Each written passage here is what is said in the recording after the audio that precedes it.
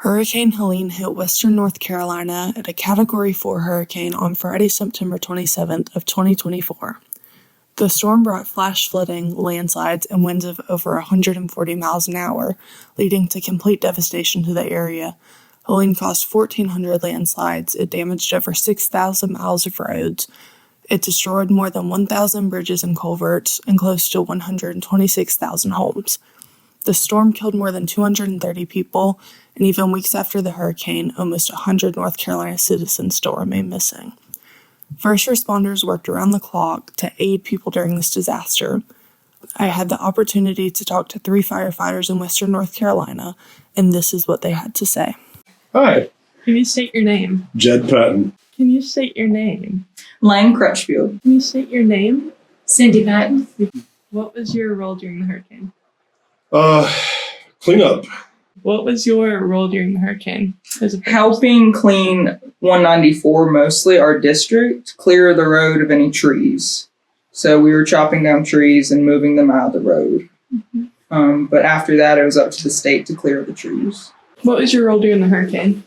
Let's see, for the first day on Friday when the storm hit, tried to do a fire call, which we could not get to. A barn was on fire. Mm-hmm.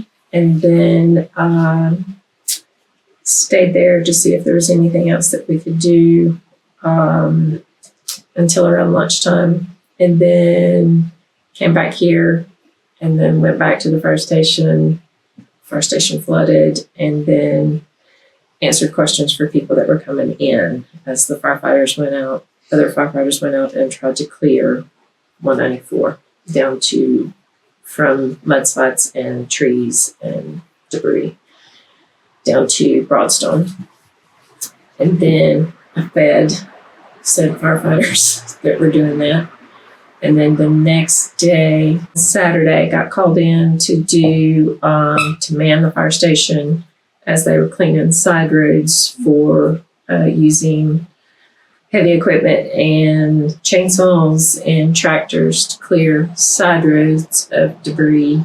Was manning the radio to write down all of the bridges that were washed out, roads that were impassable, and then also answering questions for citizens that were coming to the fire station because there was no communication because phone lines were down, radios were not working, 911 was down for a little while, and then also handing out water for people that didn't have any kind of water. There were citizens that were just kind of walking up or driving up to the fire station if they could get through. So I did that until about 1 o'clock on Saturday, 1 or 2, I think, because when the fire chief came back, or everybody came back to the station and kind of told everybody to go home. What were the most severe areas impacted by the storm? Anything along the water. Like our fire department's even along a small creek, what's normally a small creek, and it flooded our fire department. We had about 3 inches of water inside the fire department. But there's several creeks throughout our district, and every avenue of ingress and egress from our area was cut off. There's four ways in and out off the mountain up here, and every one was cut off. 2 of them were bridges out, completely gone. Actually, 3 of them were completely gone, roads completely gone. The only way out was going towards Valley Cruces, and it had 3 mudslides and countless trees across it. What was your initial reaction when you were called to respond to the hurricane? I was ready. I woke up wanting to go do something. It was a waiting game until the rain passed, where it was safe enough for us to go out and start working. So we kind of knew what our job was in terms of the hurricane once it passed. What was your initial reaction when you were called to respond? It's time to go to work. We knew it was coming. We were prepared, so we knew that it was going to be a bunch of trees across the road and flooding and stuff that we were going to have to deal with. So it was just, we know it's time to get the chainsaws out and go to work. Sounds like you interacted with the community a lot. Yes. How did those interactions go? So some people were people that live here full time. A lot of them were shell shocked. Some of them wanted to help.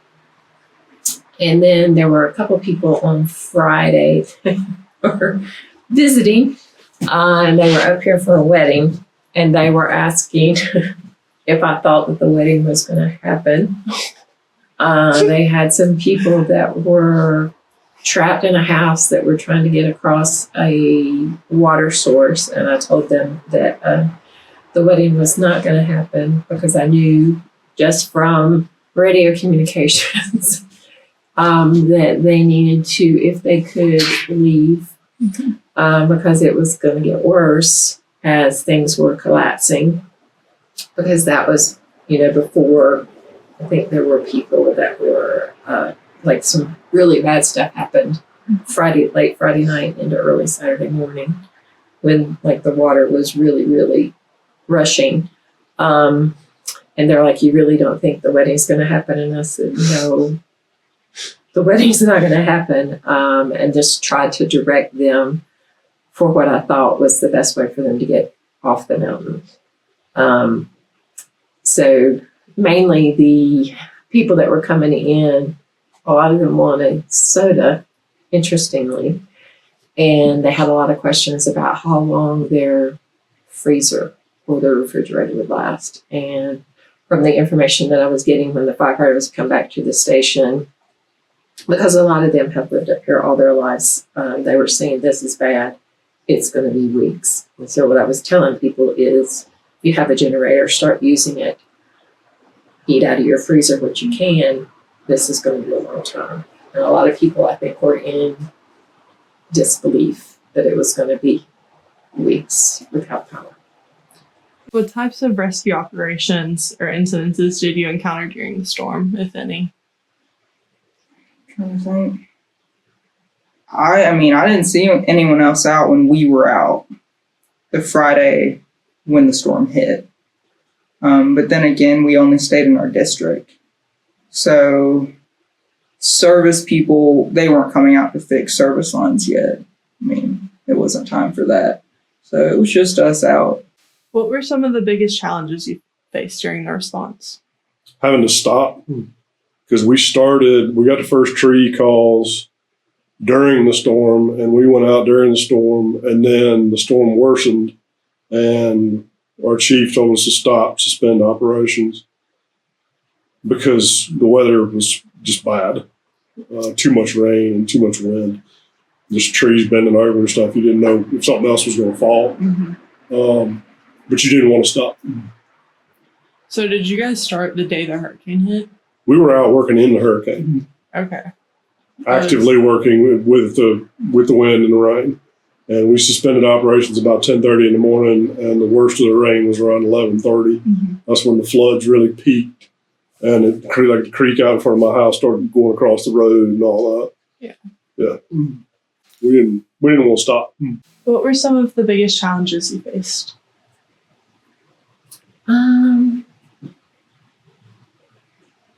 For the firefighting, not really.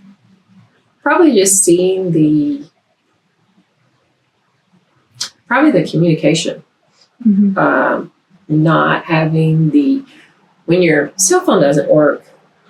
I grew up without cell phones, so your landline would go down, and that's something that we experienced. But when the radios didn't work, and you expect those to work, and you had people out working heavy equipment in a situation that you didn't know where they were, that was probably the biggest thing, because you didn't know. You've got moving water and moving dirt and falling trees and power lines, but they're dead, but still, landslides were continuing to happen. And so that was scary. It wasn't difficult. It was just unnerving.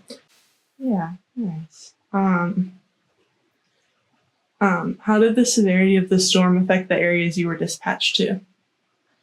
It hit this area pretty hard, not as hard as some others. It was for the it was a lot of flooding with all the streams that run through here, and a whole lot of trees that were down in mudslides on the roads. So I would say worse than Boone. I gotcha.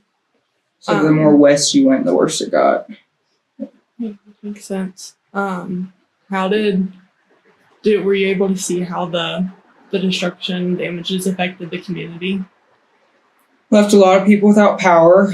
It left Banner Elk without water for I think a month, if not over a month. But the response of the community was awesome to see, people helping out and pitching in, the distribution centers popping up. But for the most part, there were homes destroyed, but thankfully a lot of homes were still intact. If anything, a car was damaged by a tree falling on it. So, yeah, power and water were the worst issues in this area. And land being ruined by the flooding, of course. Right. People's front yards turned into a pool or a whole stream. So, yeah.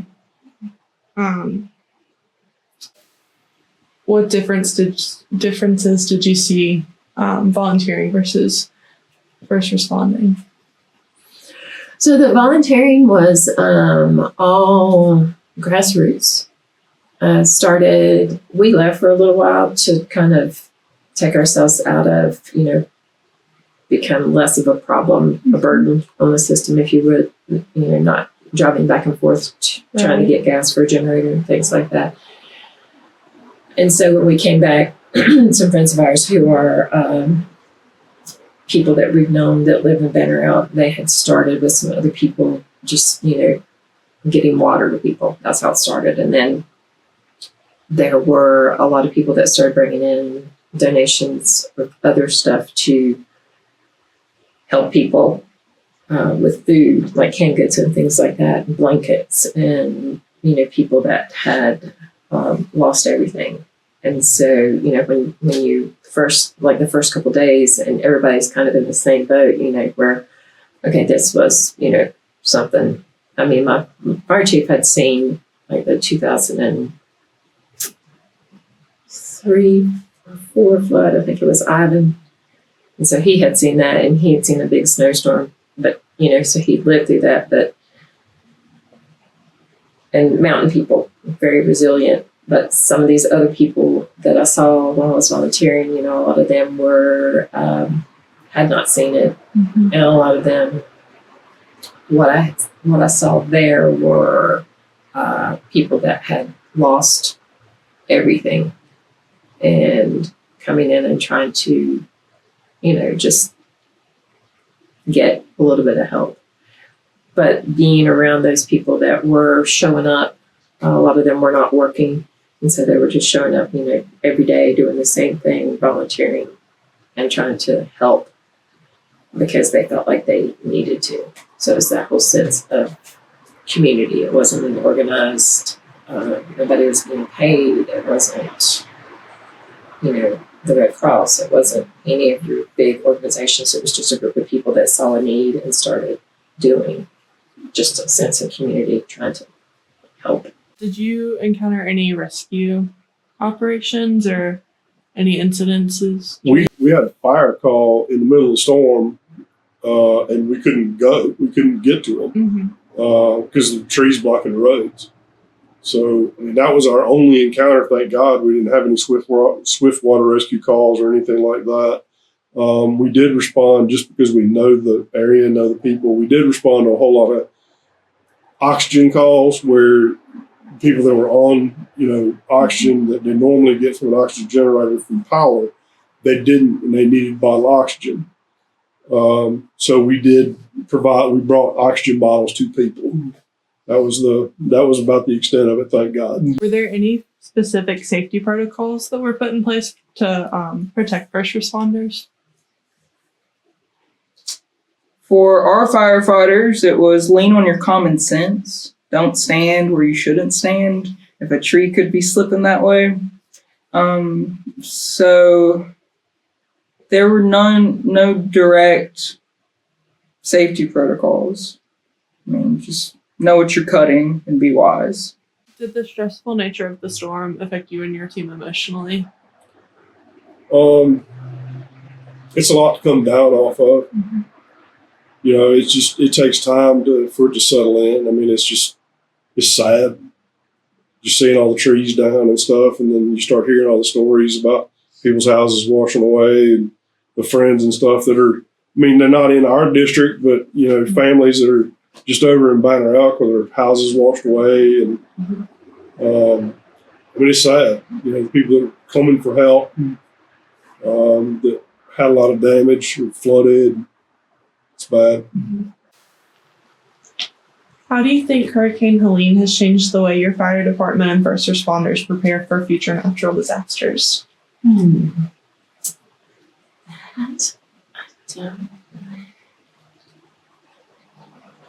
We'll just continue to operate the way we did. I mean, as soon as it was all as safe as it could be, we were out there doing what we could do.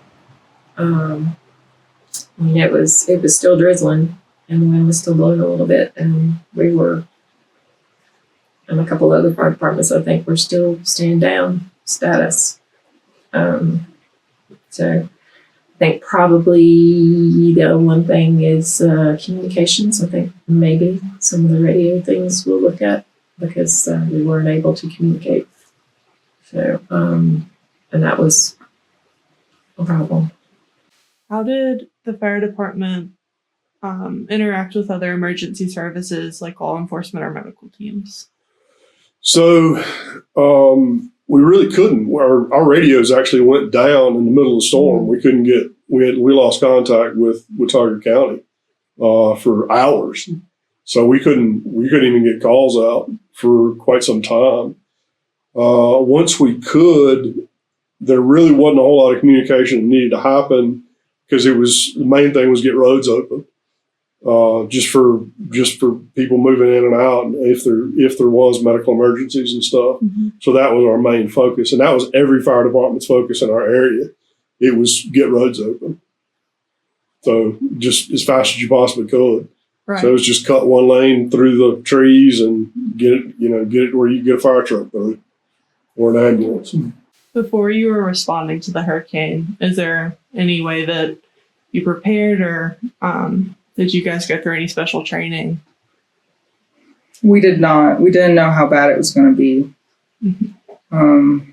So no, we didn't have special training for that. Are there any memories or events that stick out from the hurricane? Just the amount of devastation. Anything that was beside water is just destroyed. We've got, like I said, a bunch of creeks and a bunch of personal bridges that were crossing the creeks going to people's houses and stuff, and they're just gone. There's just nothing left. You know, I mean, it's years and years of work to put all this stuff back. Just the amount of material that got moved around by the water. Just when you have 6 feet of material that got moved onto somebody's property, that is so much material to try to move and get cleaned up. There's just nowhere to put it all.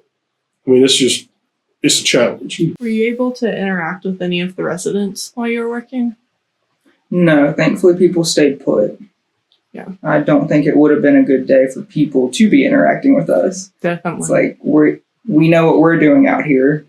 So no one really needs to be out traveling, nothing was open. So no, we didn't interact with anyone. The next day I interacted with some people who could not get out of their driveway because their bridge had collapsed. So they couldn't get their cars out.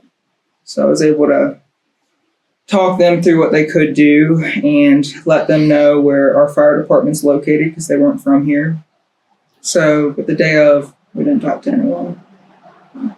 Makes a lot of sense. Do you think the community and the people living here were prepared? Absolutely.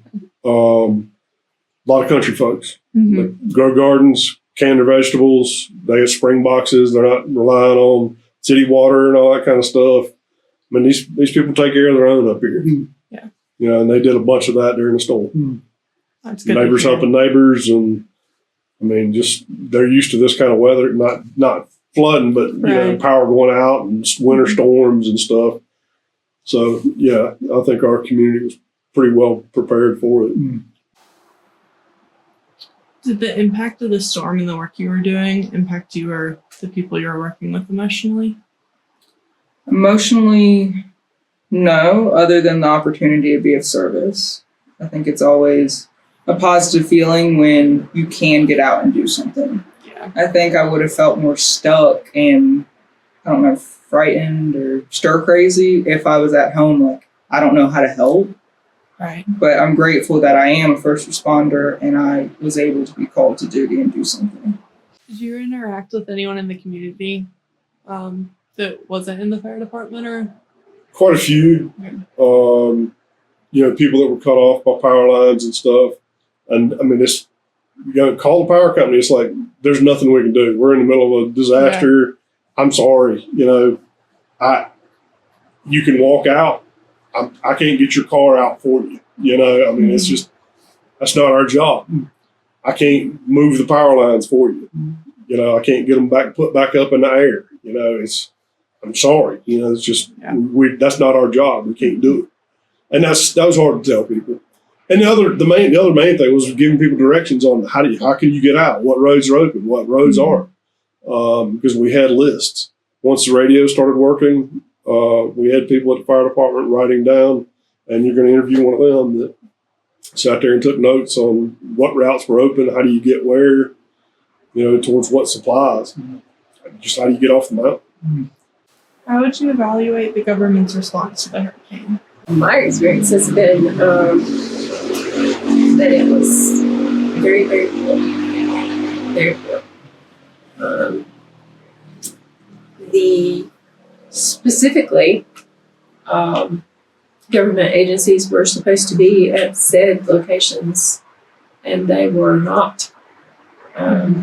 Multiple instances in our county and neighboring county, like specifically, were supposed to be in certain locations on said dates and did not show up. They were. I forgot about that. National Guard was supposed to have shown up multiple times, never did. To man generators, man shower houses, man bathhouses, never showed up. They were never babysat anything. They were supposed to take care of the showers that were set up at the fire station and our fire district, and were never there. FEMA was supposed to be at our fire station, and it took them at least 3 days to show up. And these signs on the door, multiple days in a row, they were not there. They were supposed to be in Avery County and didn't show up. And you've got people showing up for assistance and to be told that they're not there. And this is before all the stuff with the news that they were being threatened. So I would say very poor. And I know that there are other national organizations that were very late to the game. The only one I know for sure was boots on the ground was Samaritan's Purse. And I know for a fact that they were here Saturday, day after. How would you evaluate the government's response to the hurricane? Pretty absent for the most part. FEMA eventually showed up. I think for a large degree, the focus was on Asheville, not so much on our area. I mean, it was sad to see, but thankfully we have an awesome community that we live in. So everybody pitched out, distribution centers started popping up. They were filled with supplies. So I'd say we made it through with the community, not so much the government. How do you think the government acted in their response? Pretty non-existent. I don't expect the federal government to be Johnny on the spot. Government takes a long time to get mobilized. But I feel like this area was completely overlooked for other areas.